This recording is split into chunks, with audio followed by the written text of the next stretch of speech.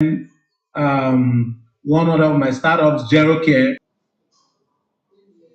I got to be part of Care as a fact of wanting to help elderly people access medical care in the comfort of their home. So, as we are right now growing older, we would notice that our parents would start having some illnesses or some conditions they have to manage as they grow older, and they will not tell you. You would only notice when they are down or when they are getting back up, but they would have some conditions they are managing. And over time, this deteriorates and they don't have all the time to see doctors. So we built a company called Care that has a tech platform and a mobile app that can give access to medical care for elderly people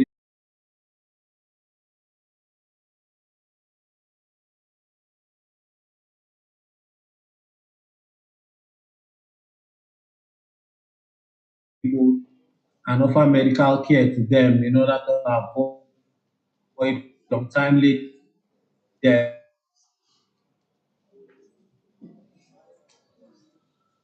on tech, which was a home hospital app that we built in the cloud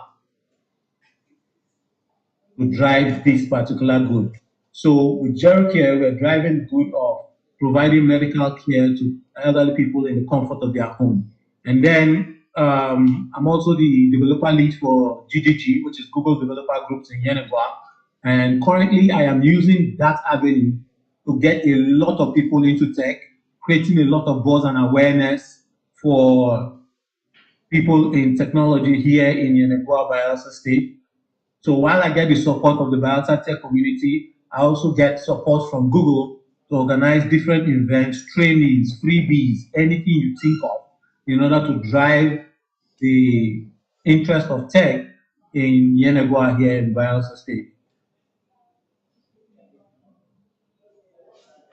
Being good for tech. So it can either be for social good or it can also be for business good. That is something also that can interest a lot of you. So while you're doing your tech skills for social good, you can also look for business good, and you can look for different areas where your tech skill can become very crucial to even saving a life.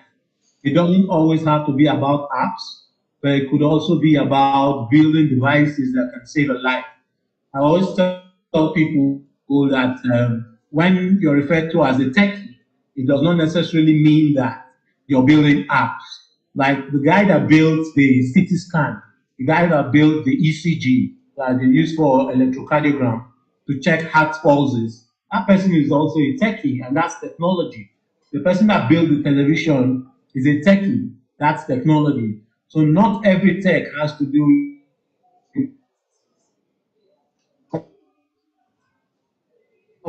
board of trustees of an NGO,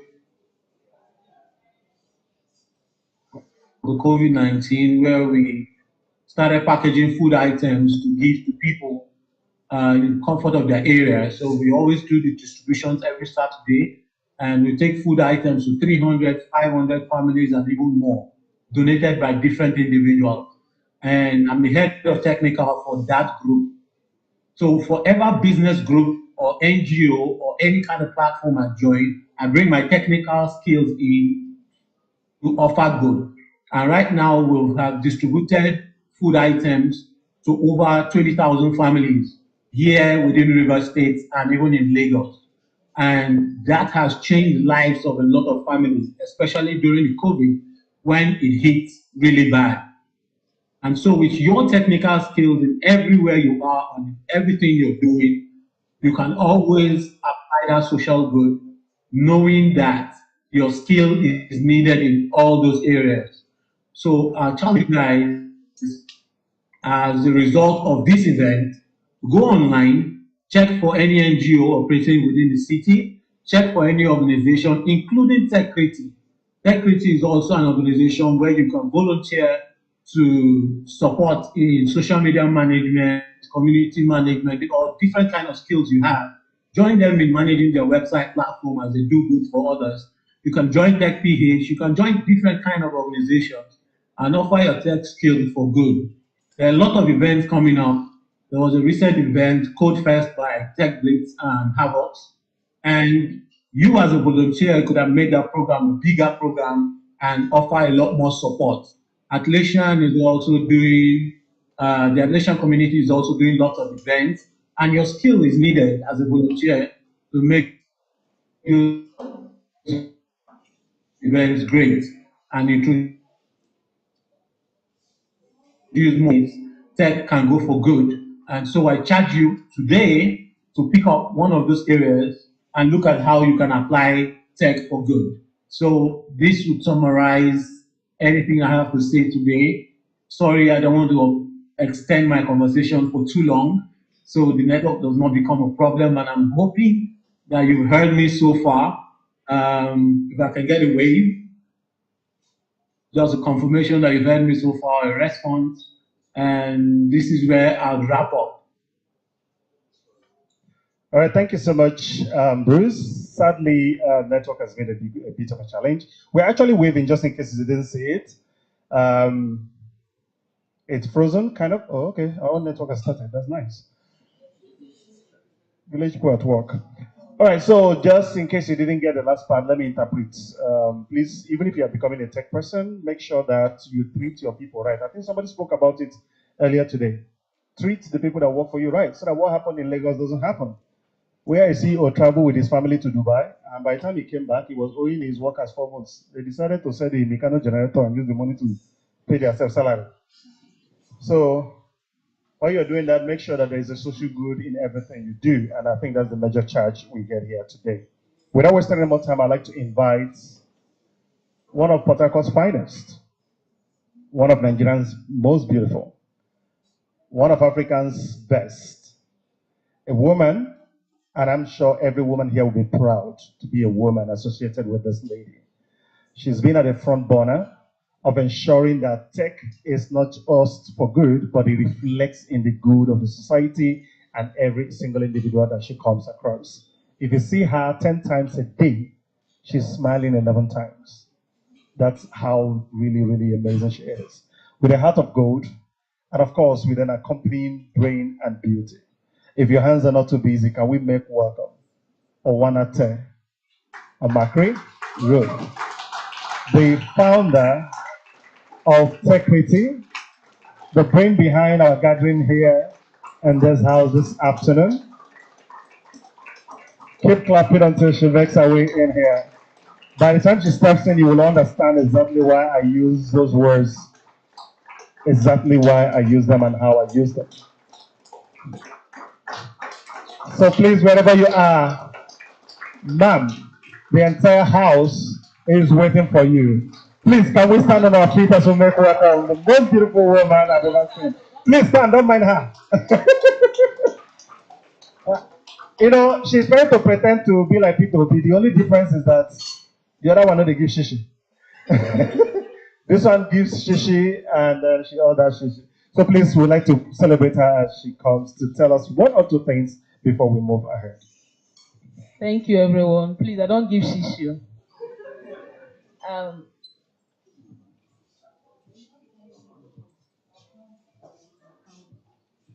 okay. Thank you, everyone. Thank you for attending. Tech for Good. We appreciate and we don't take this for granted. So we are Techrity. We do a lot at Techrity. We are a non-profit and we help new talents. We help new talents into tech. Sorry.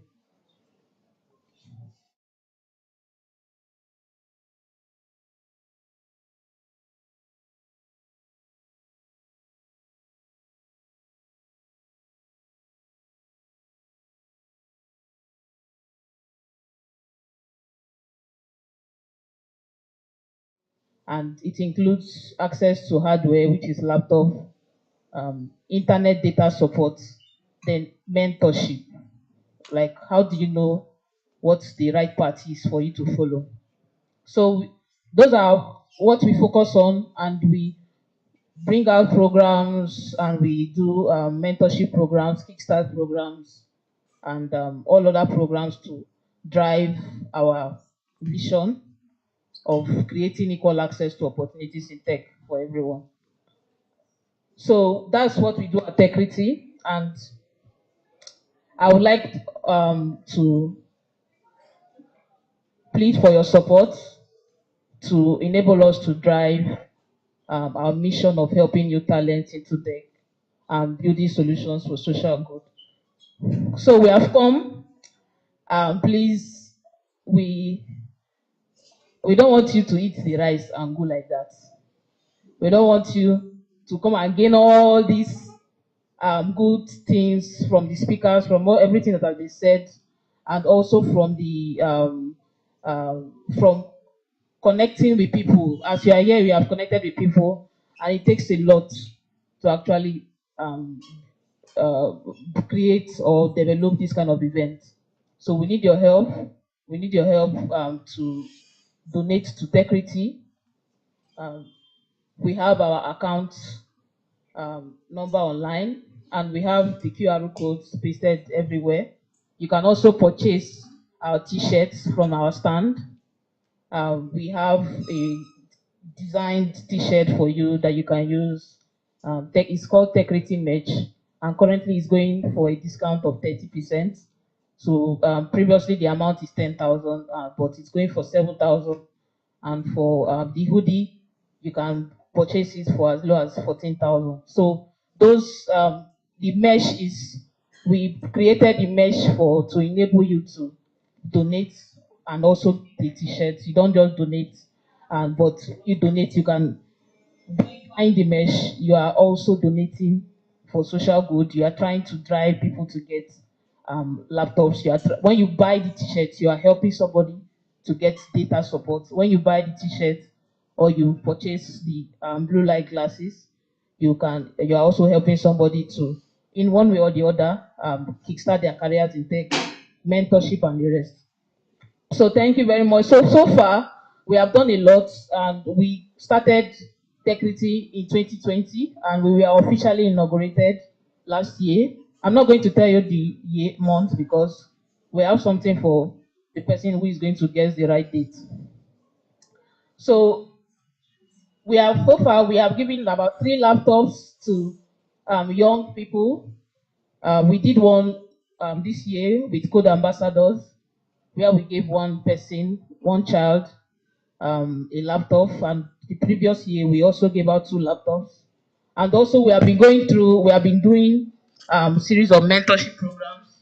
If you would like to be mentored, if you are just starting your career in tech and you are looking for somebody who has gone ahead of you, who is already in the space, and who you need somebody to show you the right path, you can follow us on social media, so that when it is time for our next mentorship program, you can get access to mentors to learn software development front end. You can learn UI UX design, product design. You can learn content writing, technical writing, and ARO, VRO, and a host of other um, courses. So that's much of what I want to say. And so far, we have been able to mentor more than 50 persons. We have mentors on ground who help us to achieve our vision of our mission of helping new talent into tech. And also, we do hackathons. We build products for social good. In as much as we are encouraging you to use tech for good, we are also seeing how we can help startups, we can help developers to also innovate, to think creatively how you can help somebody when coding, when designing, when doing anything, when you are writing content. Think of how it's your career or your field will help somebody out there for good. So that's all about. That's why we are here. That's why we are. Why that's what Tech for Good is for. So anything you are doing and you are using tech, the idea is to showcase startups, individuals, non-profits, any person that is using tech for social good, because a lot of negativity is out there, and we want to push the positive part of tech. And um, as long as we keep pushing the positive part, the negative part will die down. So as Nigerians, as Africans, um, all over the world globally, please, whenever we are using tech, whenever we are coding, whenever we are designing, whatever field you are, and you are applying technology, think of how it's going to impact on people. For designers, think of how people who are who are challenged will have access to your design. Can if they are using, if they are blind, if they don't have hands, if they can't walk, how can you provide, how can you provide solutions for them using technology? So that's it. And please, this is our account number, and you can also visit our website to donate to us, um, or you shop our mesh at our stand. So that's it for us. So thank you very much. Thank you very much. If you want to clap, clap better. Sorry, ma. Excuse me. There's a very important question. I don't know. Do you have any of your sisters that you are not using at the moment? Because these are assets to the society. You won't know the level of impact that her idea has been able to bet. So trust me, I know this. And this is the second time. The first time you put me from Abuja, and I had to land in night before the event. Yesterday, you put me away from Lagos again. So it is important to me, and that is the reason why I'm still going back to Lagos. I live in Port Harcourt. But for this particular event, I decided I was going to come back to do the event, and I'll go back to Lagos and continue what I'm doing before returning back. So if it is not important to me, I won't even be here. Trust me. But what I'm saying in essence is the story behind the entire thing we are saying is when you find people who are really, really committed to what they're doing in terms of giving back to the society. Probably she didn't get this much from the society, but she's leaving the society better than she met it. And the whole idea behind the mesh is just to give you the sense of joining the platform that is creating and redirecting the narratives of the African society. If you think hunger is not real, whole bag, just find one waterproof bag, carry and waka for this stadium road. If you reach the end of stadium road, somebody no come beg you that bag. Today, Saturday, then my name is not Felix. Do this experiment today. You will understand how really bad it is. Sometimes we sit in the vehicle, we go past these people, sometimes we get into boats, but I'm challenging you, try this experiment. Carry this bag that looks like party jollof rice bag. Stand from the beginning of Stadium Road, walk to the end of it. You'll be shocked at the people who will come to you to ask you for that bag. And there's only one way we can solve that problem. It's for us to use tech for the good of the society. It's for us to drive what we are doing. And that's why some of us are very passionate about it. When the moment she told me, I told her that no matter where I am in the world, I will make her that time to be at this.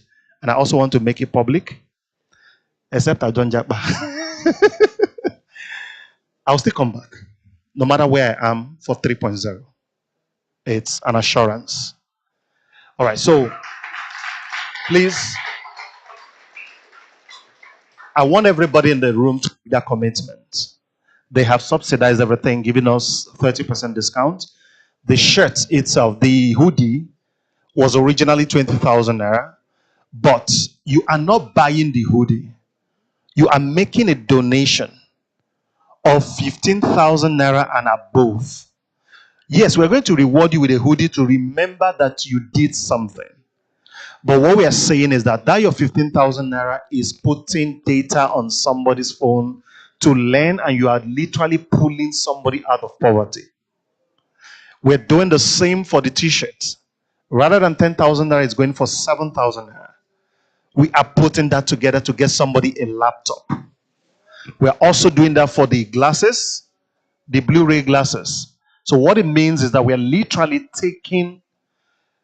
combining our resources to pull somebody out of poverty, give somebody a life, and at the same time, you're also getting something out of it.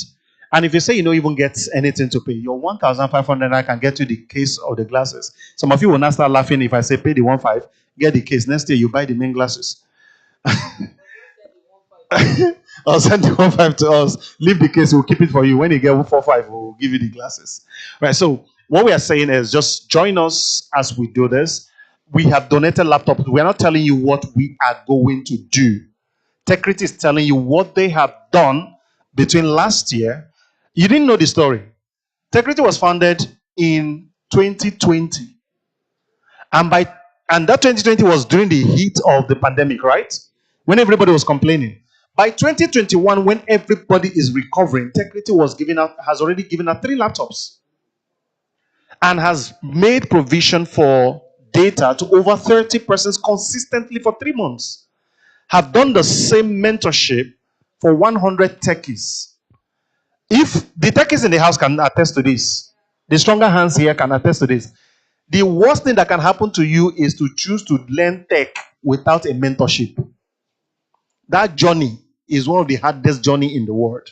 Because by the time you say you want to learn one particular language and you are just getting proficient, one guy in one place will not tell you how much in don't make $10,000 per day from one language like that. You will dump your own language and start learning that one. A lot of us, that's our journey. You start learning that one. By the time just about the time you're about to finish that one, it seems like finally I am here, and to hit my first 1,000, some guy will tell you that now even C++ now I use the talk with Bill Gates.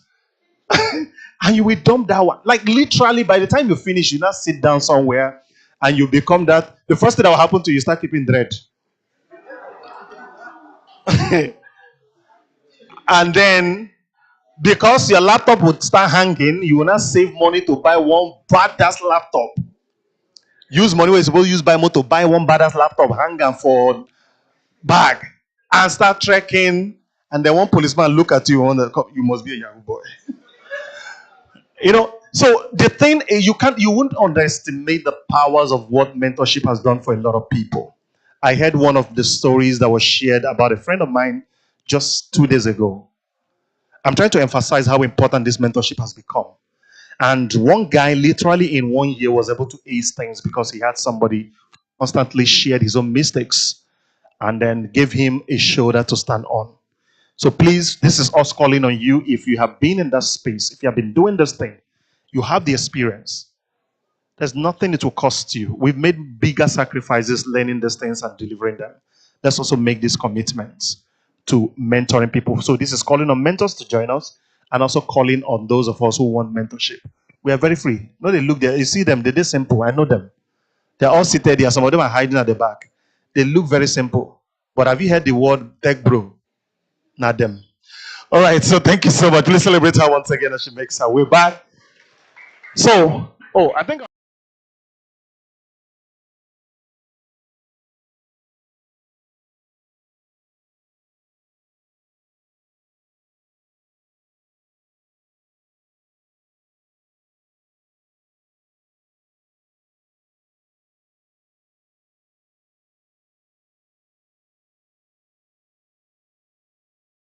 amazing guy who is here, and some series of amazing people who are going to be constituting a panel here.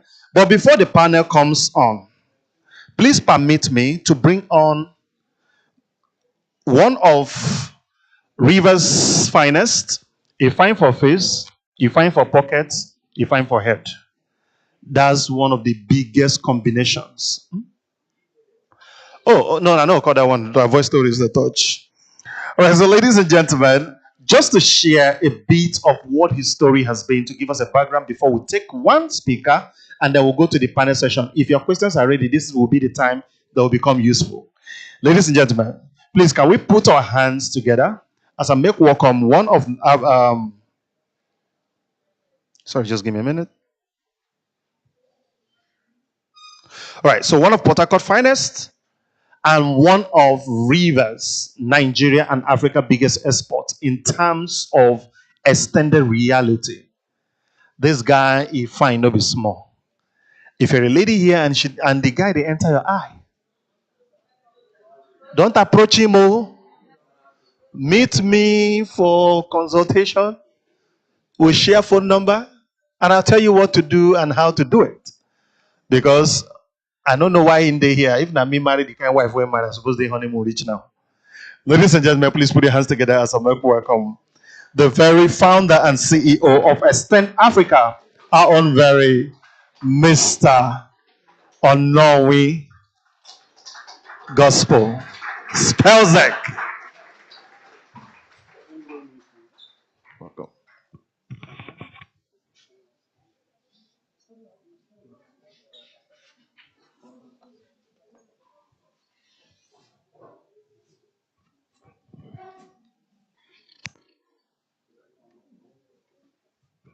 Good afternoon. Good afternoon.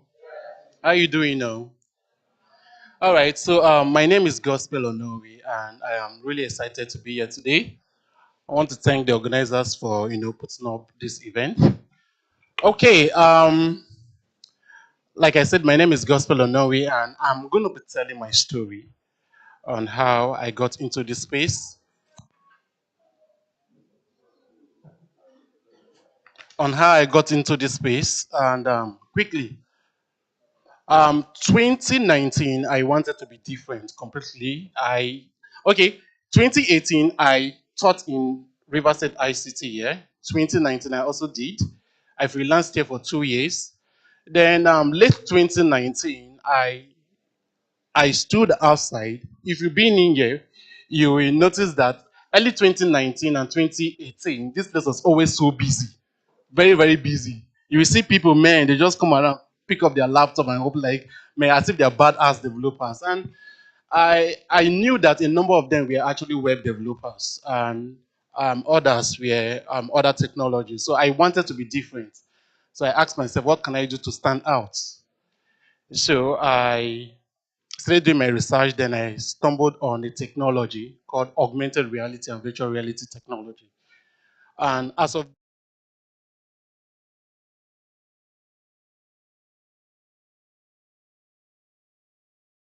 to build on this technology, you need money. You need to have the money to buy good smartphone, good laptop, all the hardwares you needed to have. You need money to buy all those stuff. I didn't. As of then, I was making use of an ISL phone, which couldn't even do anything. But I never stopped. I continue, learning on my own. Downloaded YouTube videos, and a whole lot. I did a whole lot. My born, they say born the midnight candle, but mine was the midnight data. Money be no day. So it was we are doing the midnight subscription and all those stuff, and we are downloading videos. And what I would have taught you, that would have taken you like 2 minutes to learn, it took me weeks to learn. That's because how many of you have watched YouTube video and to them it's working for them, but it's not working for you? Oh man, that was my story. Like, thank you. That was my story. Oh. It wasn't just working for me. The day it actually worked, you see the shout. But I just thank God because from God has been faithful indeed. And fast forward to 2020, which was the year of the pandemic. Yeah, late 2020, there was a hackathon which um, we came together. It was 10 African countries actually came together to do that hackathon. And in each countries, you are to have winners. Then you have overall in the entire African continent. So we did the hackathon, and by the grace of God, we came out the first. And a couple of weeks later, they collated everything, and we also came out the overall in Africa, beating 10 African countries to emerge the overall. Now, this was the technology I started learning late 2019, right? Late 2020, almost a year later, I became a hackathon winner. 2021, it's getting more interesting. 2021, I got a contract to teach in Saudi Arabia and on augmented reality and virtual reality technology. And yes, as of then, the Saudi Arabian government were actually building a smart city called NEOM. You can go research it. And I think more recently there is another one that just came up called The Line.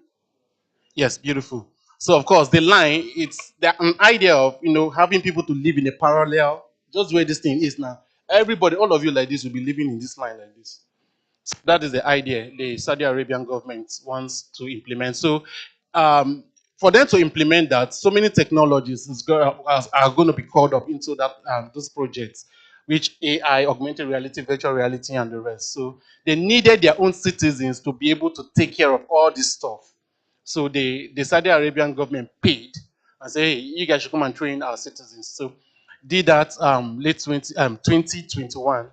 2022, this year, I also taught in Dubai in a university, Ras Al Khalid, something, something, um, where we taught, that was a university actually, we taught people on AR, VR technology. But this is my story, I'm just trying to paraphrase everything. As I'm talking to you, I left another event today, tech and real estate at Atrium, and I just finished presenting. While I was on stage, they just handed a paper, a note to me. They say, "Hey, we are going to be partnering with you guys." Oh, that was I don't know, miss the music now. And it's that they are going to be partnering with us, and it was really interesting because knowing, you know, look at where I came from, and look at the entire thing today. So the idea is for you to be consistent. Like he said, there are people that you will hear that are earning $10,000 today. The truth is, I know people that are earning more than 10K dollars per month. I do, but does that make me jump from what I'm doing into what they're doing? No, just be consistent. Build on what you know, and you never can tell where you're going to be headed to in the nearest future. So, because of that, this technology, an idea came and we decided to build a community around the technology, knowing fully well that when you mention AR, VR, whenever I go to places and people ask me, what do you do? I say, I'm into the augmented and virtual reality technology. They say, what is that? So an idea came. We founded a community called Extend Africa, and Extend Africa is a community of AR, VR developers, enthusiasts, and everything. We had our first, our maiden event last year in this the same hall, which our very own chief was also the MC of the day, and we were the first actually in Africa to do that. That is a hybrid event after post COVID. Then we are also the first in Africa to set up a cohort, a tuition-free cohort. Earlier this year, between June, July, for 6 weeks, where we train people on this technology for 6 weeks, completely free. We had people as far as Pakistan, India, Dubai. Like we had a whole lot of Africans and others apply, and we taught them for 6 weeks. If I was to show you my presentation I actually prepared, you see their testimonies and everything that they had to say about the cohort. And we are going to be having another one by next year, but the registration will be open from this year. So thank you so much. I hope someone got inspired by my story.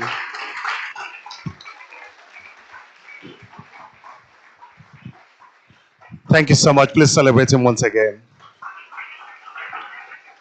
He only told you that I emceed the Extend Africa conference. He didn't mention that I MC his wedding as well. Uh, because I build him very well.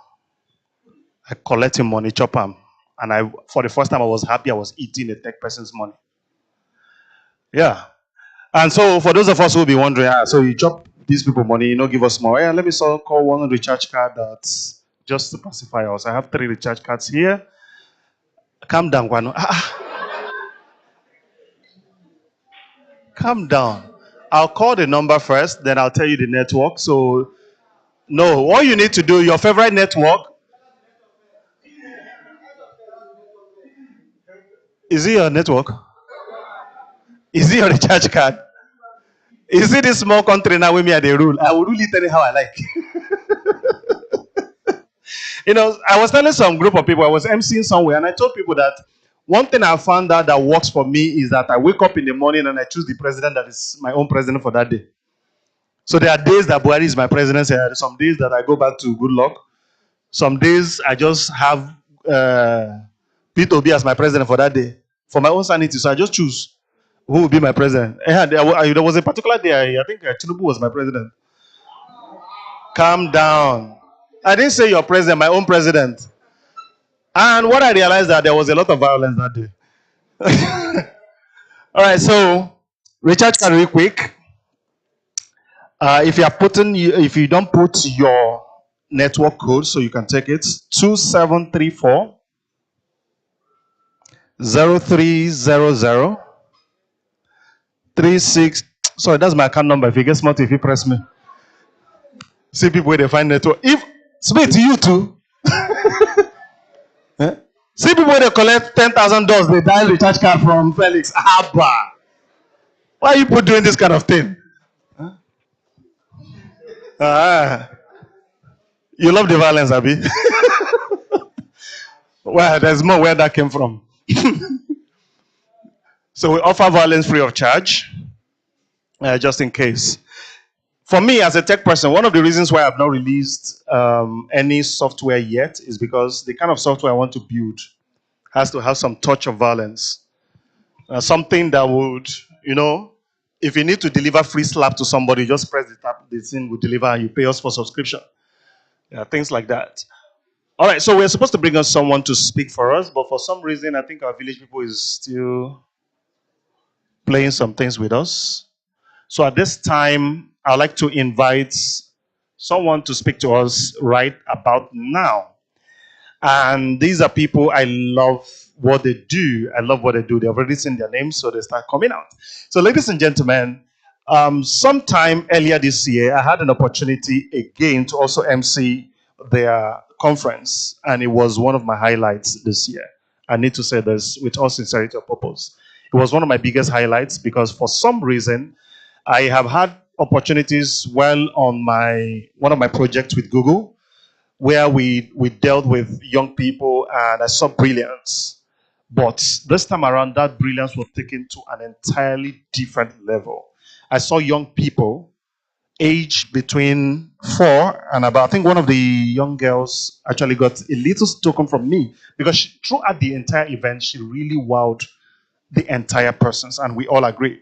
So, ladies and gentlemen, I was privileged to anchor that event, and it was a turning point for me on how I view these youngsters. So, if our hands are not too busy, can we put them together as we make welcome those who are at the forefront of bringing technology to the younger generation? You know when they say catch them young, these guys are really, really delivering on that. And no other person than the code ambassadors. Please celebrate the code ambassadors as they make their way to speak to us about the social impact project, how they are actually delivering it.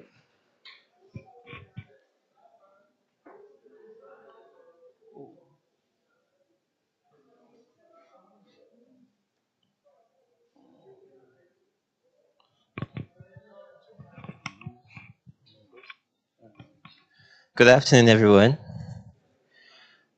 Okay, it's a privilege to be here in your midst to share our story.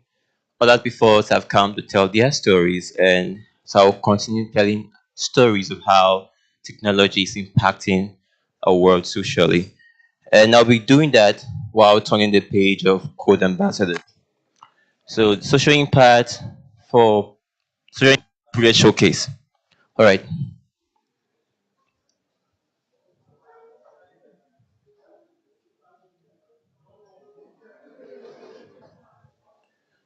Okay. So, how we started. University students had issues with the programming language, and several times they will come and they will lay complaints how this course is very hard and all that. And that course happened to be programming. There were reports of how many persons have failed and all that, and so that was how Code Ambassadors was formed because we saw the need to come in and close the gap. You know, teach them that programming can be easy if you put your mind to it, if you're determined and you want to make progress and all that. And that was how we started, just trying to make programming easy for university students. What we do, we are an edtech startup that inspires and equips children between the ages of 5 to 17 with tech, that's coding, robotics, artificial intelligence, then problem solving and critical thinking. We inspire, we engage, and we deploy young minds to provide high level computer hardware solutions that solve problems of our global community. So magic is believing in yourself. If you can make that happen, you can make anything happen. This was a quote by Johann Wolfgang. And this is what we do when we meet kids. We tell them that they can do anything if they put their mind to it, if they are able to resolve within themselves that they can achieve anything, then they will achieve anything. And so during the course of our trainings, going length and breadth of Nigeria, a few months ago we were in Ebonyi State, and we're still doing rounds in Anambra and all that in Port Harcourt here. We meet people of different age groups and we try to sell technology to them, try to make them see themselves in the future, how that they can right now become part of something great in the future. And so we have a lot of examples, story to tell us, but I think we should use this case study of Shegun. Yes, Shegun. Shegun is a 16-year-old game developer, and he came to us when he was 12 years, took a course on robotics, and that was the beginning of his journey. And since then, it's been wow. He's 16 years old, he's making games, and I don't know if we can play the videos.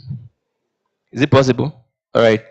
So he has a YouTube channel where he teaches people how to develop games. He's 16-year-old. He teaches people how to develop games, and he has his games available on Apple Store, right? On Google Play Store and itch.io. And that's Shegun. Sorry you can't play the videos, and you'd have seen him for like probably 40 seconds talk about how he's impacting his friends and people around him, teaching them game development at the age of 16. Yes, also recently, some of our kids from one of our schools, they are all 10 years, three of them, and they developed an app called GBS. GBS is a gender-based security alert mobile app. It was developed to help women easily and quickly report domestic violence and abuse around them. So these three people developed this app, and it was captured by Techrity. As you can see, it's like a screenshot of Techrity trying to display these people. We also have the video for that too, but we will not be able to display that because of so this is some of the examples of kids that do mind-blowing things in technology.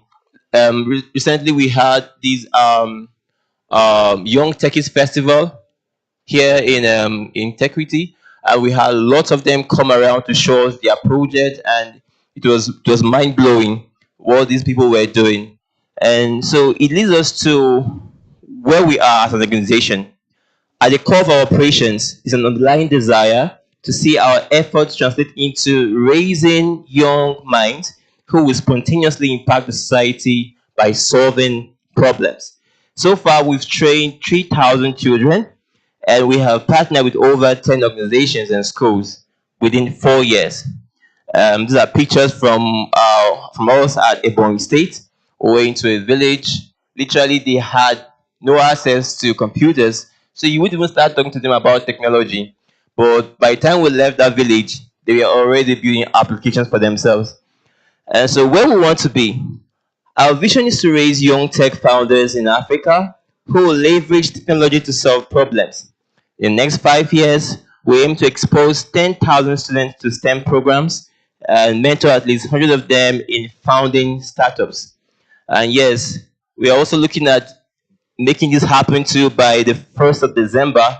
We want to have a community for young techies in Africa. It's going to be a platform where 8 to 17 years of age can come around and learn how they can thrive in the tech space, exposing them to tutorial sections, tech trends, possible tech careers they can engage in, and then high using opportunities and all that. So it's going to be coming up on the 1st of December, and we are already building our list already. Conclusion. Why have I said all of these things I've said? The world is, as we know it, changing very fast. Technology is speedily taking over every sector, industries, hospitals, marketplaces, schools, and our society is better off for it. Apparently, relevance in the nearest future may require that you are exposed to technology, which is why it's important for us to introduce to our young folks, um, tell them early enough that they can right now begin to prepare themselves to become solution drivers in society. If we say they are the future of tomorrow, then it's important we bring that future to them right now. And that's what we do in Code Ambassadors, making them believe, make them see that they can actually make stuff, begin to do things while they are still young. And we believe that age is not a barrier, actually. Age is not a barrier. And that's why one of our goals is to have, by 5 years' time, over 100 kids between that age range having their own startups. And this is a summary of what we do as Code Ambassadors. We hope to inspire many more in future days to come. Thank you very much.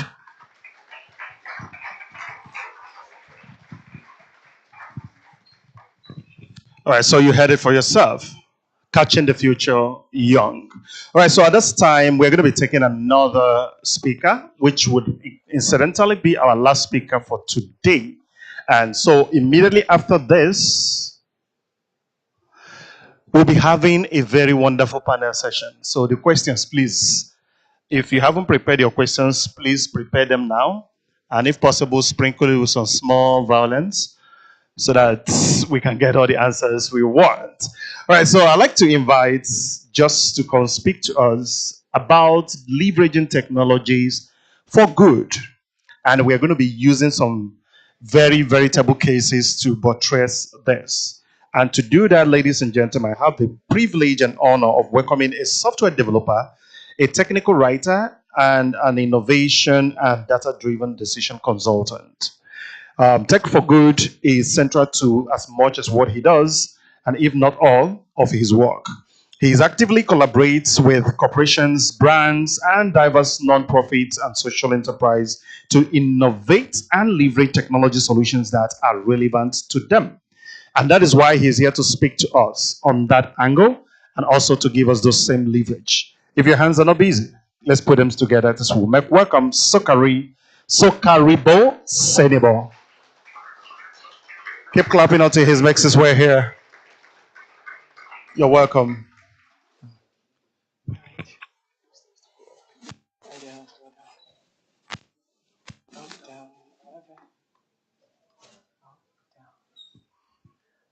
Good afternoon, everyone.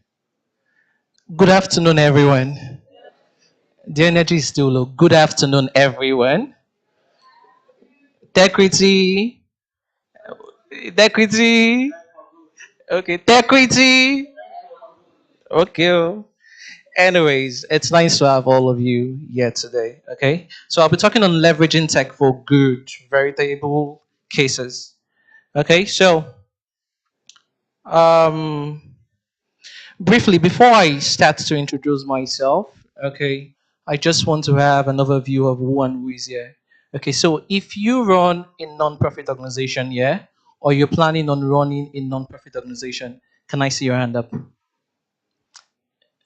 One, two, three. If you run a non-profit organization, or you're planning on running a non-profit organization, can I see your hand up? Okay, quite some few. Okay. It's increasing. All right. So if you want to learn um, how to contribute as a techie to non-profit organizations, can I see your hands up? Okay. Okay. So Those are basically the people that I would be talking to today. Okay, so as we proceed, it as well. Okay, so my name is Sokaribo Senibo Sokaribo. The balls in my name are very important. Okay, so don't call me Soki, don't call me Soso. It is Sokaribo, or you call me Senibo. Okay, so what I do, first of all, I'm a product idea validation consultant. What that basically means is, as techies, we have lots of techies here today. So as techies, we are prone to having this haha moment whereby an idea just pops into our head and we go straight into building a solution. And after building a solution, it's either we realize that the solution was actually not required or there is no market for that solution. Okay, so what I do as a product idea validation consultant is I tend to walk that idea through a series of process to actually validate if this idea is something that is workable. Okay, so that's basically what I do. So when it comes to idea validation, there are diverse process that you can use for idea validation. So that's basically what product idea validation means. Software development and technical writing. It's a very common field, which everybody knows. Okay, so I wouldn't explain that. Okay, but majorly one of the key things that I tend to build are ERP solutions. So if you need to build an ERP solution, feel free and buzz me. Okay, then tech for good advocate. Now, when it comes to tech for good, tech for good is kind of broad. Okay, so that is why I did the poll to actually tell you who I would be talking to today. So when it comes to my Tech for Good advocates, I focus on non-profit organizations, social enterprises, impact organizations, how they can integrate tech or use tech to scale up what they do, and how you as a techie in itself can contribute to those non-profit organizations. So that's what my Tech for Good advocates tends to focus on. Then I am it is intentional that I did not complete it. A lot of tech is here. Are you if you're a procrastinator, let me see your hands up. If you procrastinate a lot, like, okay, we are plenty. So I am a strategic procrastinator. Okay, I have twisted my own and added strategic to it. Okay, so what I tend to do is I tend to place things in order of priorities. Okay, so you may tell me you need something now. I would subject it to my list of priorities. Okay, and it is with that list I will follow. So even if what you need to do is urgent, if it's not following my list of priorities, it will wait till it is done. So that's me as a strategic procrastinator. I did not complete it because I don't want anybody to snap it. Nah, say, so strategic procrastinator. So that's why it's like that. Okay. So let's get straight to tech for good. So what will we cover? What is tech for good? The possibilities and opportunities in tech for good. How to benefit as an impact organization, and then how to contribute to tech for good. Okay, those are the things that we'll be covering in the next 15 minutes. Okay, so let's run through. So, what exactly is tech for good? I know several speakers have come up today to talk about different solutions and talk about different aspects of tech for good. But what exactly are we going to define tech for good as? For me, I define tech for good. I just tend to break the word tech for good. Tech for good. There are three different words: tech, for, and good. Okay, so when we say tech for good, it can be the use of technology to effect deliberate positive social impact. In the sense that tech is technology. So, touchscreen, sorry, modern facilities. So, tech is technology, okay? We all know technology as a broad. What technology means? We are majority of people in the room are techies, okay? Why, when it comes to good, and the concept of good and what good means in tech for good can be really, really broad. Okay, so I would define it the way I want to define it right now. Okay, so it is up to you to take it and just follow my own perspective. So, but for tech for good, I define it as being the use of technology to effect what deliberate positive social impact. Okay, there's a reason why social benefits is highlighted. Okay, it's still relating back to good. Okay, I want to be able to define and clear out what good is. So you get an understanding of when they say tech for good, what it basically means. An application of technology to address critical challenges facing society and help build a more sustainable and inclusive world. Okay, so critical challenges, social benefits. Okay, now those are common words. Those are words that are very, very important when it comes to describing good. Remember when we started, I told you I will be focusing on non-profit organizations how they can integrate tech, and how you as a techie can actually contribute to them. Are you following or are you too fast? If you're following, say Techrity. Okay, we're all following. If I'm too fast, just wave your hand, okay? I can see you, so I will be able to know. All right, so let's proceed. So, tech for good.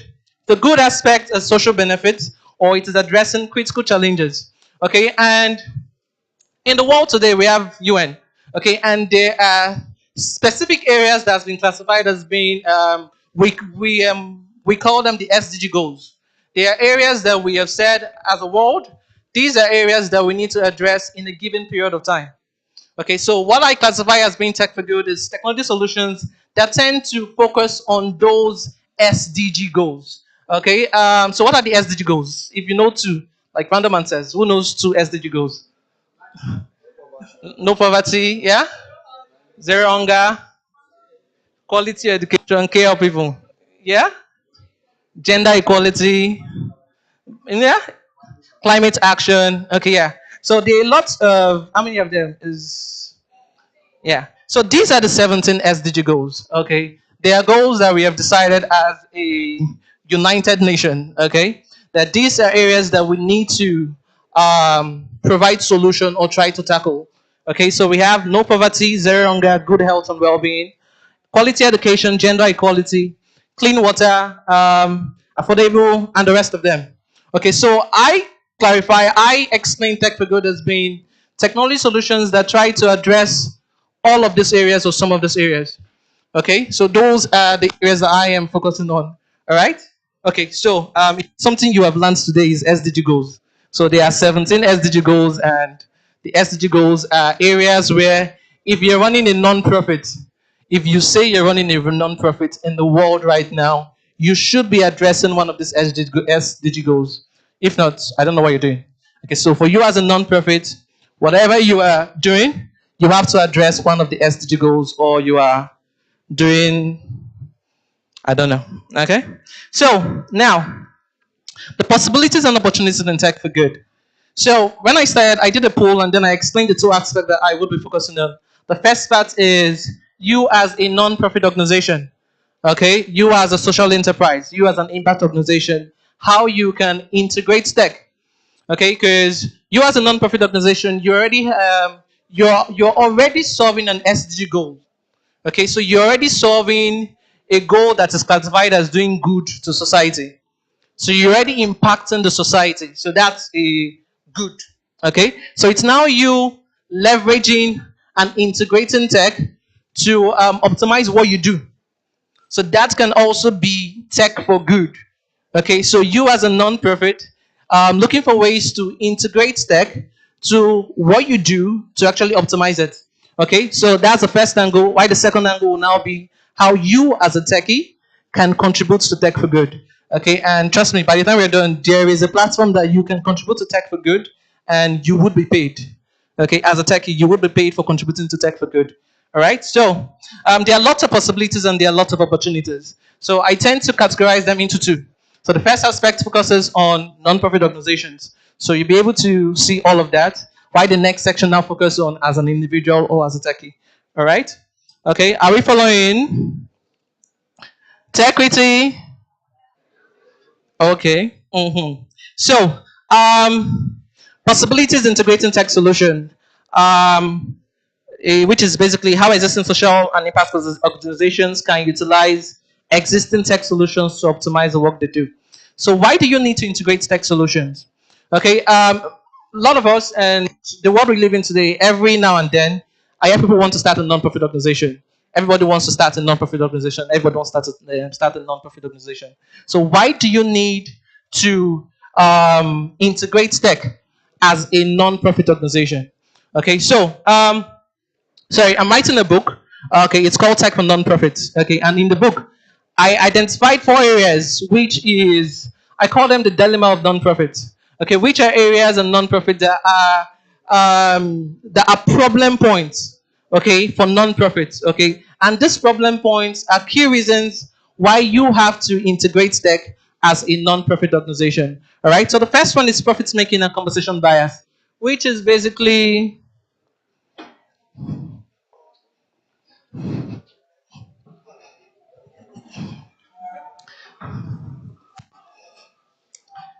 which is basically,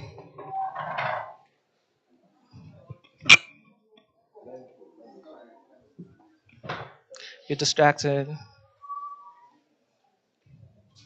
So the profits making and compensation bias has to do with the fact that um, for those already running non-profits, okay, they have an issue when it comes to profits making, in the sense that as a for-profit organization, for-profit organizations that are set up to make profits. Okay, as a for-profit organizations, you are allowed to do a lot of stocks that enables you to generate as much profit as possible. Okay, so you are allowed to generate, no matter the amount of profit you want to get, you are allowed to go and get it. Okay, but when it comes to non-profit, okay, there is a cap when it comes to profit making. Okay, there's a type of profit that you would make, and you would have problems. Okay, you would have problems for making such amount of profit.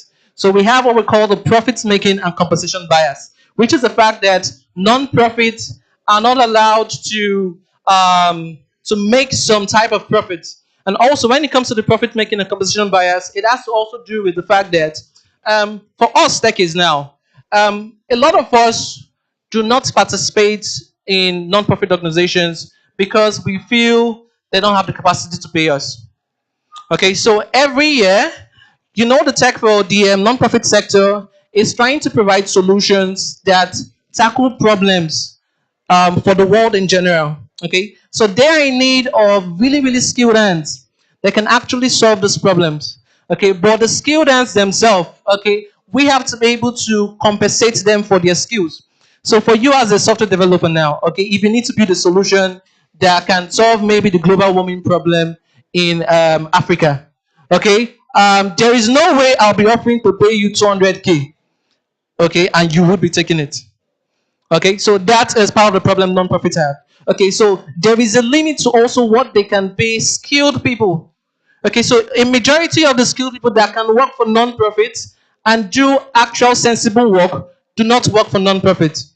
Instead, they go to they go to for-profit organizations. They make money and they now send contribution to non-profit organization, and then non-profit organization now celebrates them as a philanthropist.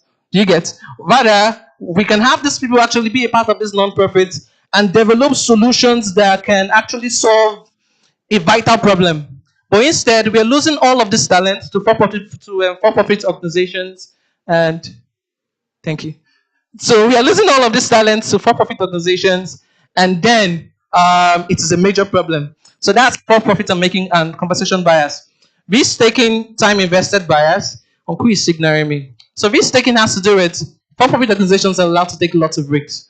Why, when it comes to non-profit, there is a limit to what they can do in terms of risks. So they can actually take certain research to actually find certain solutions. Okay, because research costs lots of money, risk costs lots of money. Okay, so there's a limit to the risks that they can take as a non-profit. Overhead and expense allocation has to do with the fact that there's a reason why the non-profit organizations use lots of volunteers. Because if they are able to get staff into the organization, who is going to pay the staff? Donors usually have the problem of, when I give you money, use the money for the project, but don't use it for your overhead cost. So overhead cost includes paying salary, getting stationaries for to run the NGOs. So most donors, when they give donations to non-profits, they usually specify that those monies should not be used for overhead cost, but rather for a project. And then you wonder who is going to run the project. Okay, so if you're not paying the people that are supposed to run the project, it's not a problem. So there's always this problem when it comes to overhead and expense allocation cost when it comes to non-profits. So that's why lots of non-profits make use of volunteers, and they're almost not paid. Advertising and marketing bias has to do with the fact that I don't know, I've never seen a non-profit organization pick maybe what's the biggest billboard in Port Harcourt. My one, Abby, that education park. Okay, a non-profit have never taken that board to do an advertisement to showcase what they do. Okay, so when it comes to non-profit advertisements, we try to keep it small. We keep it really, really, really small. Why for-profits understand the impact the advertisement has and would make to what they do. And they do lots of advertisement. But when it comes to the non-profit sector, we believe that we are doing good. And for the fact that we are doing good, the good will speak for itself, and then we end up not doing anything. Okay, so that's the advertisement and marketing bias. Okay, thank you. So, no, up again, up again. Okay, so now these are problems that, in a way, technology can help you solve as a non-profit. Okay, and trust me, there are organizations that have identified this as a problem, and they are willing to enable you solve all of this. Okay, as a non-profit organization. So, normally there are like 50 of those tools in my book. Okay, but I just listed one, two, three, four. Okay, these are solutions that you can get for free as a non-profit. There are many of them. So big organizations are making their tools available for you free of charge. So for example, Canva Premium. You're able to use Canva Premium as a non-profit for free without paying any single money for every member of your team. Okay, Grammarly is around 52K for people that do technical writing. Okay, but for non-profit, Grammarly is free of charge. Okay, so you can get Grammarly free of charge as a non-profit. Microsoft for non-profit, so Microsoft tools, you're able to get it for free as a non-profit. So you're able to get it for free as well. Then Google for non-profit.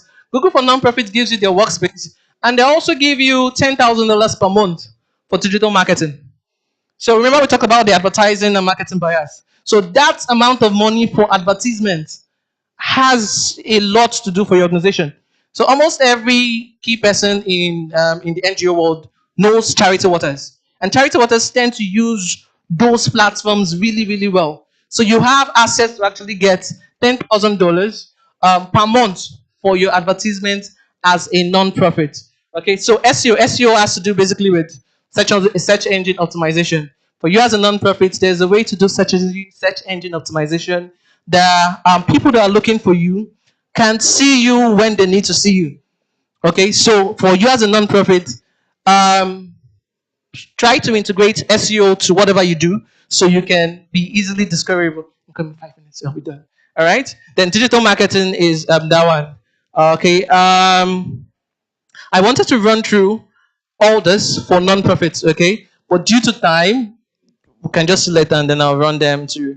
Okay, so developing tech solutions, which is basically for techies that want to get into contributing for non-profit organizations, social impact organizations, and the rest of them. So there are two ways you can contribute. You can contribute by developing a solution, and you can contribute by contributing your own skill.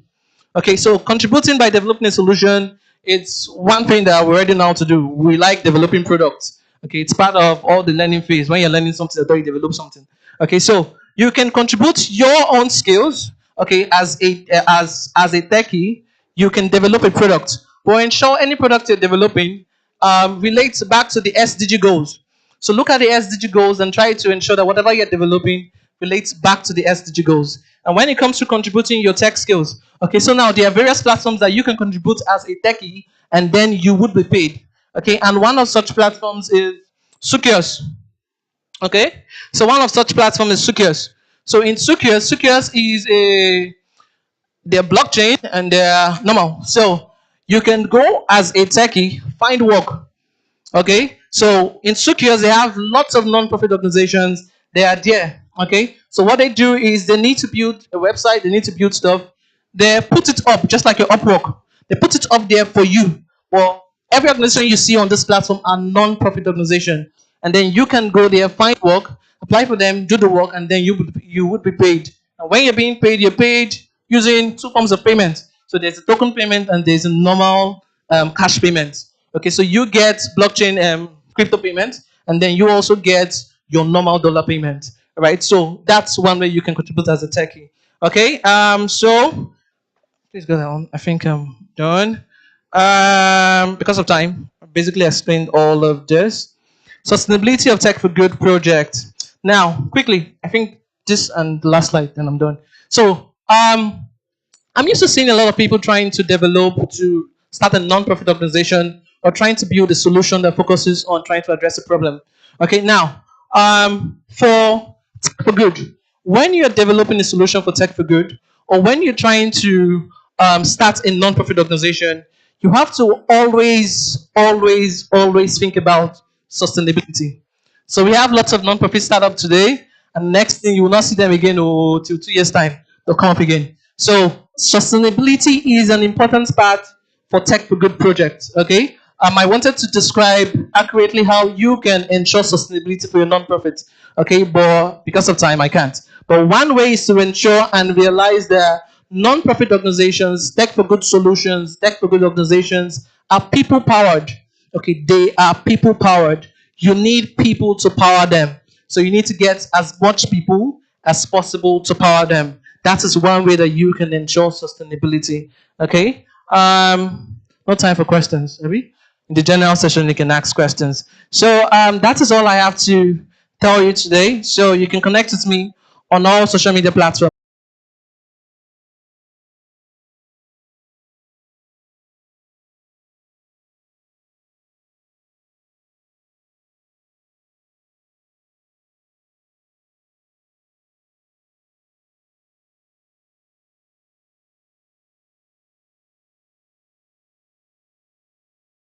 Going to show us some testament. And to that, ladies and gentlemen, I have the privilege of welcoming to the microphone Deborah Shaw. Please celebrate Deborah as she comes up to just share some thoughts with us for a few seconds, and then we'll take the panel session. You're welcome, Deborah. Thank you. Good afternoon, everybody. Good afternoon, everybody. My name is Deborah Flourish. I'm 14 years old, and I want to thank the Code Ambassadors and Techrity for giving me a platform to talk about my app that I made. So, um, I want to ask a question. Like, how many of us know the statistics of people in Nigeria suffering from addiction?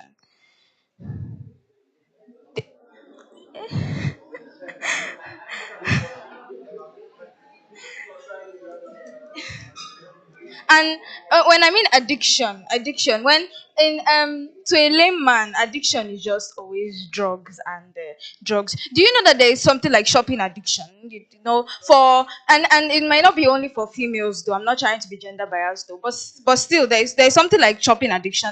There are different kinds of addiction. There is drug addictions, there are shopping addictions, there are different sort of there is screen addictions. People who can't take their minds off screens and who can't stay without like watching this particular thing. It has just got them hypnotized in a sort of way. So according to Nigeria's health minister, 14.3 million people are estimated to suffer from just drug addiction in basics. And there are many other forms of addiction that have not been treated before. And this underrating of addiction's effect has caused a very negative uprise in productivity among youths, in mental health among youths. It is addiction can be defined as a neuropsychological disorder. It's a that is the habitual attachment of things that you can't just let go of, that things that you feel that this is what you cannot live without. So after a lot of thought and processing, I now decided to come up with an app to help such people with such problems.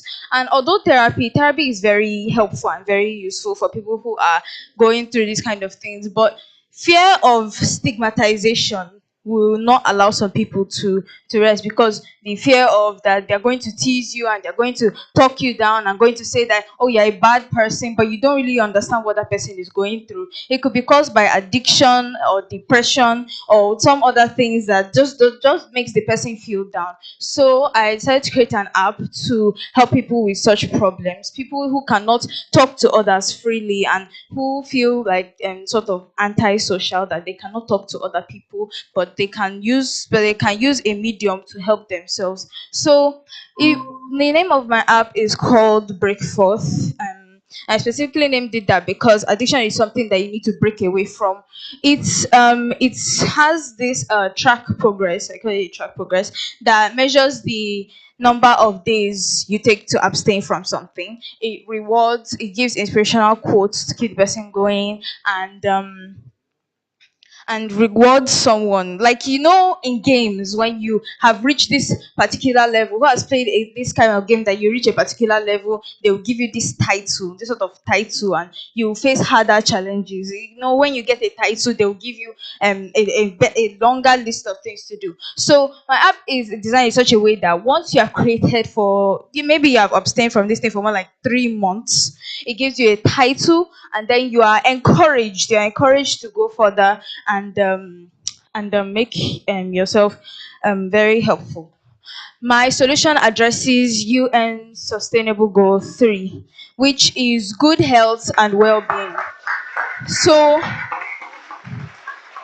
thank you. So for those of us that's been thinking that addiction is just all about drugs, it's not just all about drugs, though. It's an attachment to something. You'll be like, okay, so I'm doing this thing over and over and over again, and you're just feeling that no, it has nothing to do with addiction, because I'm not smoking anything. It's not like that, because people they are having habitual attachment to things. They don't want to do it, but somehow they just feel like they can't do without it. So there are other apps like these. There's another feature I would like to mention out to you. They are like people. I first mentioned the fear of stigmatization, but when you have people that you can talk to, which brings me to the next feature, a panic button.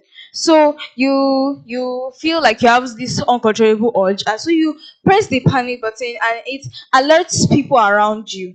You inform the app about your confidence, people that you can trust, not just some stranger or something that will just be talking you down and not helping you in any way. So you press this panic button, it alerts your list of confidence, you pick which one you want to talk to, and then you let everything go. There is a survey that has shown that once you have an urge, any urge at all, if you find yourself doing something for 15 minutes at least, it takes for an urge to die down.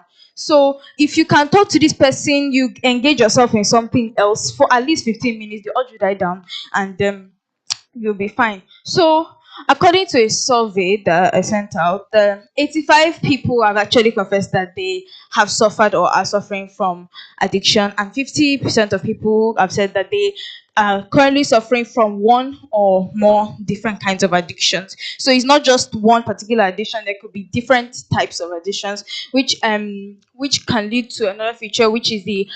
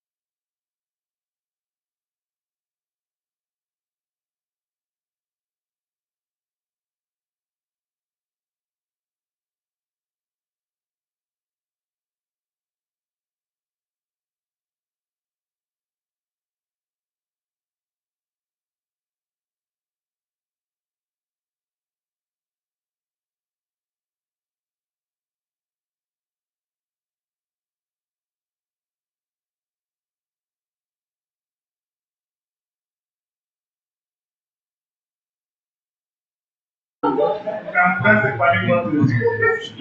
Nothing makes a man lose weight than when the wife says I'm going to shop. And it so happens that when you say, it's funny enough, women react to football most of the time the same way men react to shopping. And there was a survey I saw some time ago online, and I decided to take that survey. I realized that when I go to the supermarket to buy things, I usually have a pack I follow through. Like I enter and I go like this, pick stuff, and every time I'm in that supermarket, that's the pack I use. How many men do that? Like you know exactly the shelves where the stuff you're waiting for. You just go straight there, pick that one. You turn, go to the next shelf, pick that one, you turn, and then you are done, right? Have you seen when women shop? You can't catch women. If they enter here today, they will turn. Come back. Like if you see the map, it's not like a zigzag. You want to work like it?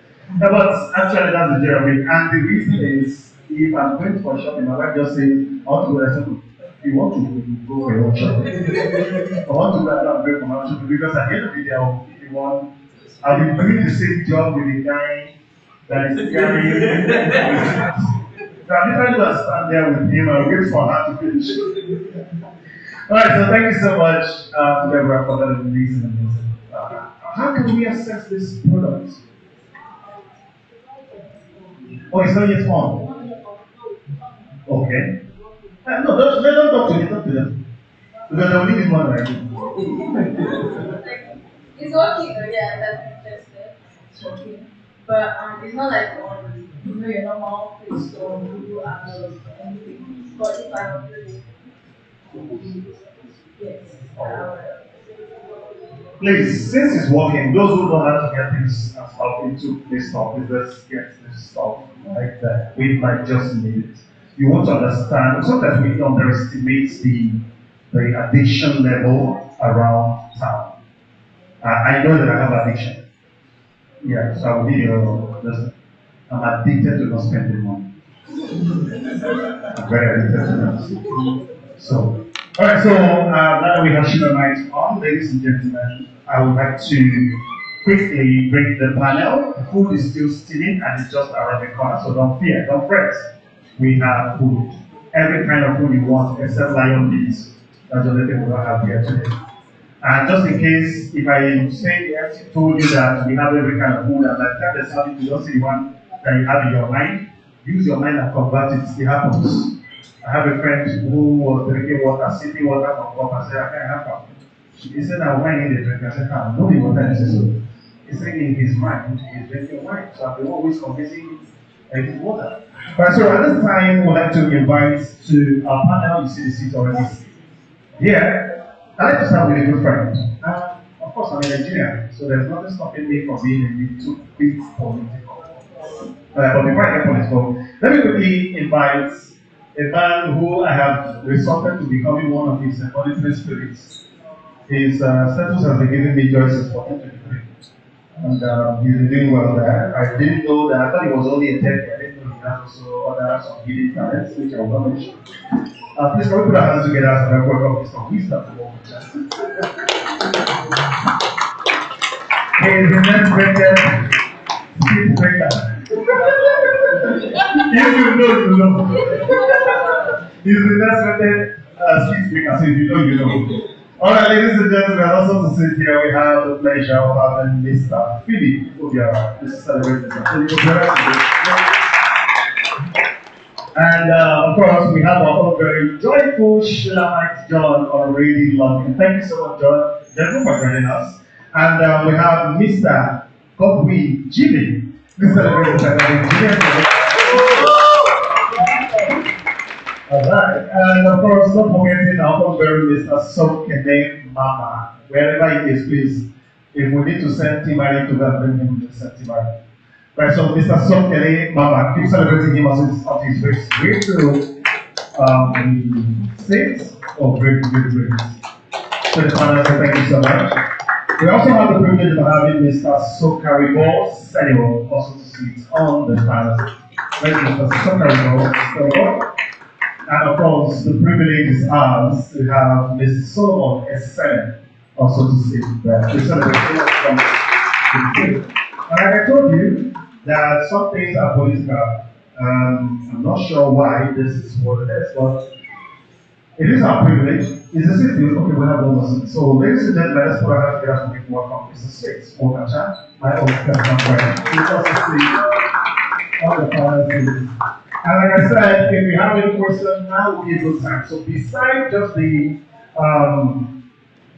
panel facilitating the questions, we are also going to get our own in-house questions that we're going to be throwing at them. And so the facilitator might be a bit of a church person and may not ask those questions that has people around them. So please, the house is allowed to do that. And all of them are looking at people who are contesting for River State President. Okay, no, sorry. You know, when you want to go and contest for River State, anything in River State, you must have a woman beside you. It's a standard now. So that was why when I MC one of our tech persons wedding, I saw the picture when I got in there. I thought they were doing a campaign. It was but it's all good. So at this time, ladies and gentlemen, let's put our hands together. So welcome rather, the facilitator of this panel, who is going to sweat it out with them and get them to answer these questions. The one and only, most beautiful Joy Wani. Please put your hands together. Okay, just to confirm, Shilama, can you hear us? Are you able to hear us? Because it was saying like this panel was supposed to win. Oh, okay. You can hear us. Sorry, who was the person that helped us with I think it's from our end. Alashina, can you hear us now? Are you able to hear us? Oh, you can hear us. This is.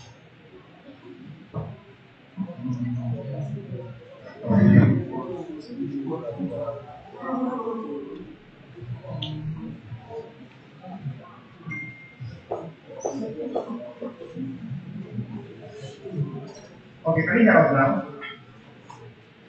Are you able to hear us now?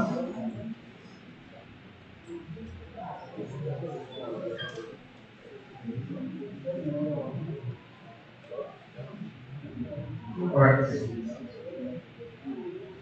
No, that's for us, for speaker, but our mic is supposed to come from here.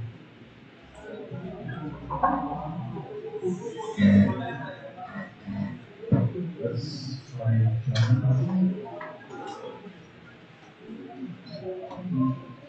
Alright, are you able to hear us now? Okay, she can hear us now, we can hear her. So, we need to connect the microphone back. Just a minute, let's see if we can hear from here.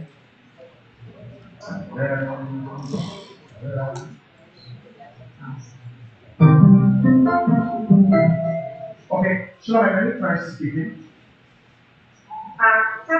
Okay, no, this is Alright, so thank you so much and welcome to the panel session. Unfortunately, you'll be seeing some people's head. They are in front of you. Concentrate on us and answer our questions. Right, so I'll hand over the microphone to Joy. We will be leading the session. Thank you so much, Rob. Thank you for that introduction.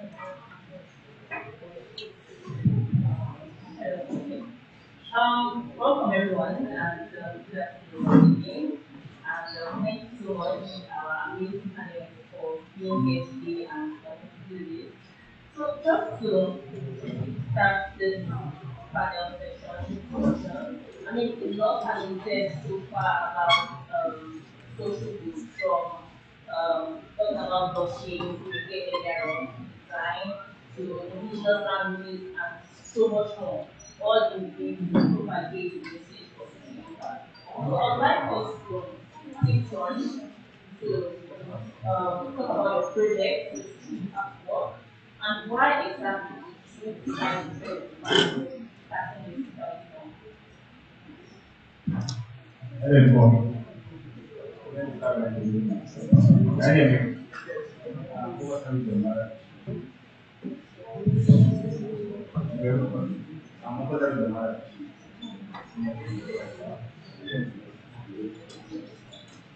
So for me, my social impact project, I call it technical writing mentorship program.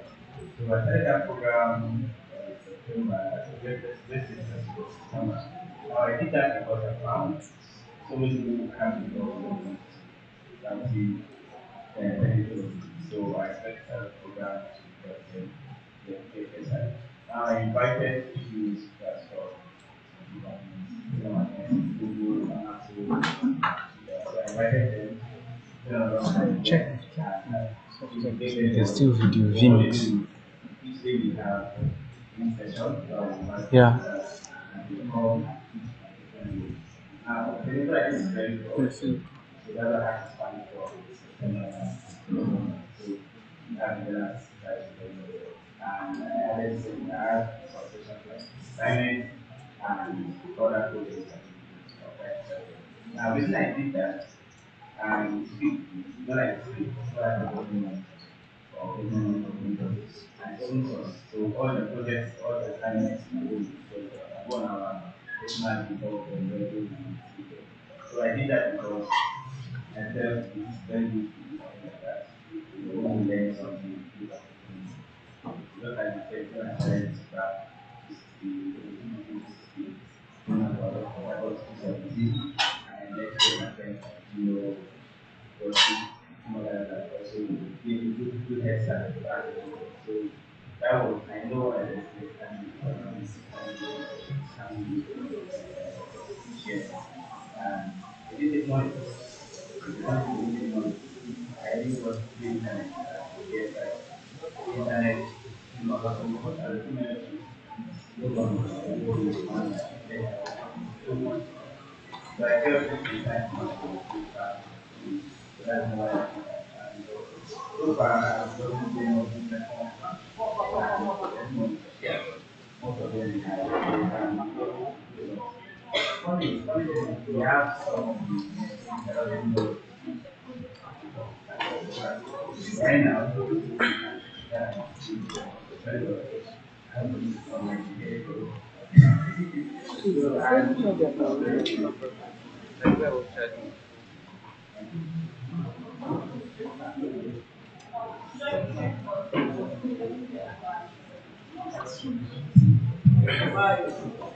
all right, my name is Philip Obiora, digital analyst and writer.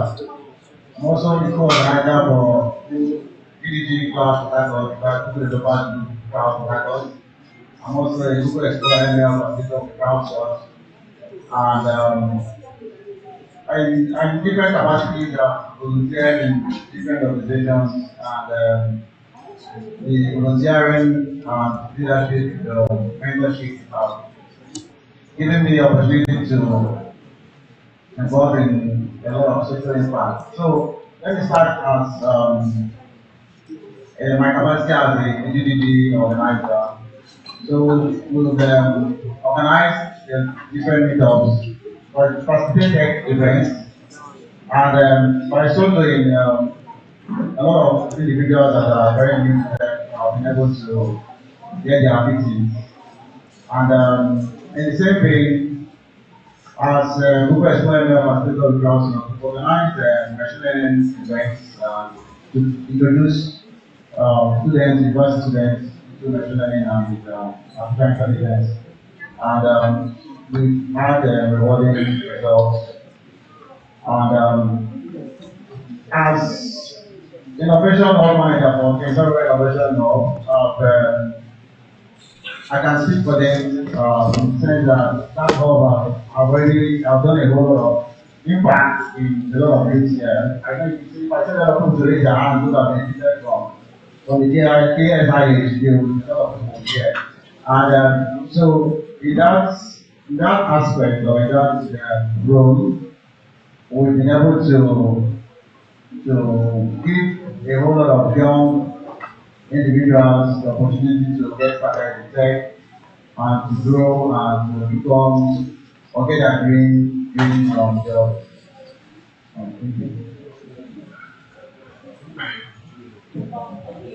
So the question is, we'd like to know about the project you're to impact for and what has made interest impact. Okay. I guess my colleagues have almost discussed. I won't be on time, so I'll only do it. My second project, and this is on time. Let me people back to 2019. So 2019, I was a particular engineering student at University, and I was working on my project for about I just wanted to check and program at that point. And I noticed that within the school environment, there was no system or platform that was available for students to collaborate, right? So I started doing my research, leave the school, find out how do we go about this. We need to have something, a community or something within the school that collaboration with school system. So, yeah, next was KSI, the one who from RSU, KSI, found that this is another experience, a lot of stress. So I went out to the school, reached out to students, I have a proposal to have a community within the school, and we need to partner with the school to get the structure. So after a series of questions, do you want to use the school to make money? Do you want to use students to make money? What is your plan? Do you want to become children? And all that. The back and forth process was 2 months long, right? But finally, just right after my project, I was supposed to take a 1 week break. There I was at the POS at the place at this computer that I have, and the director for LinkedIn left me there. Where have you been? We're trying to reach you for about a week. The university has sent some mail to the group, and we need to start as soon as possible. And that was how we picked up that project. And the third community, what we had was just a small space in the next environment center there. And the members were about 5 people. We grew from 5 to 50 people. And 2 generations down the line, at the rate of about 150 members, that I handed over to another lead, who had a combined lead, which is wisdom there. And that community has been a hub where a lot of young people have come together, saw what our wonderful sister did and what she was doing and all that. So remember of that community has done a lot of the young people who are doing wonderfully well to get exposed to their power. So that's the project.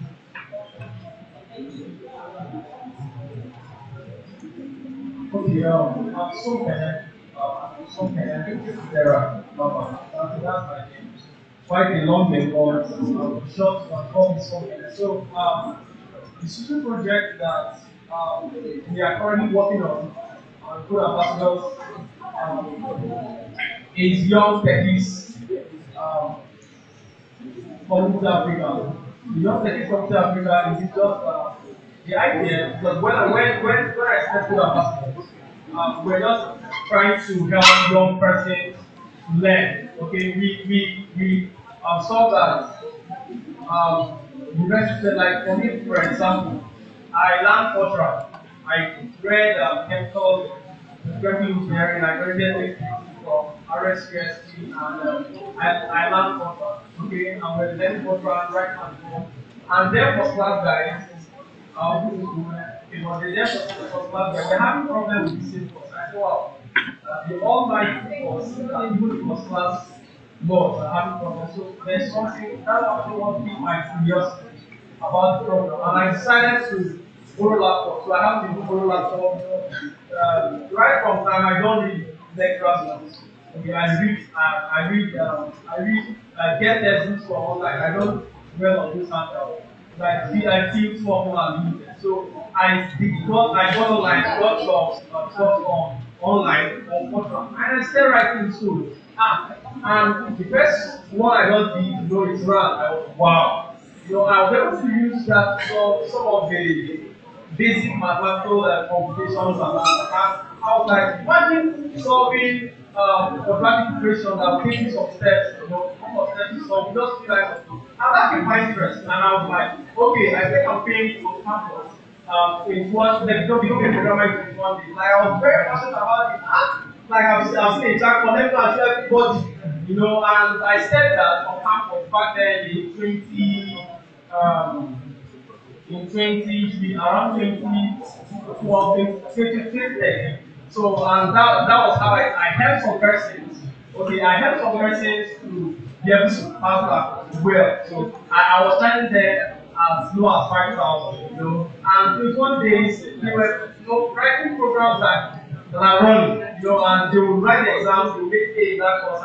And so that actually my mind was like, okay, how can I know that if I actually had access to some of these resources sometimes, I will not battle by this time. So that was even what made me do some research. And I just discovered that in developed countries, we have children learning on time. So, okay, how can we help our children, to start on time? Okay, looking at some of the big tech companies actually started, their farmers started on time. I was like, okay, how can we do this? So that made me to start Code Ambassadors. Okay, so I started Code Ambassadors, we're making some progress, and at some point I said, no, this is not just beyond getting people, to train, collect money, and all. How can we help more people that have no resources to get this? So that made us to start Young Techies festival, okay, which gave birth to the Young Techies Community Africa. So the aim is, I usually tell my friends, as you can see them here, okay, we are mentors for some children outside Nigeria and within Nigeria. And I've seen that to get 100 young tech founders. So people, you shouldn't wait until you get to tech before you start finding people in your things and everything. Good afternoon, everyone. Okay, so we're doing what I do. So products, idea validation, software developer, focused ERPs, okay, and tech group, okay. So in terms of solutions that I am working on when it comes to tech group, okay, so my own solution is more focused towards non-profit organizations. So I deal with organizations more than individuals. Okay, like I explained before, there is a focus on non-profit organizations, social net organizations, impact organizations that are already doing stuff when it comes to the energy goals. And I see how they are coming to help them leverage technology to scale up what they do. Okay, so right now I serve on the board of 5 non-profit organizations, okay, in the world. Okay, so that's me and that's the solution that I'm working on. Hello everybody, my name is Solomon Essener, the senior staff engineer.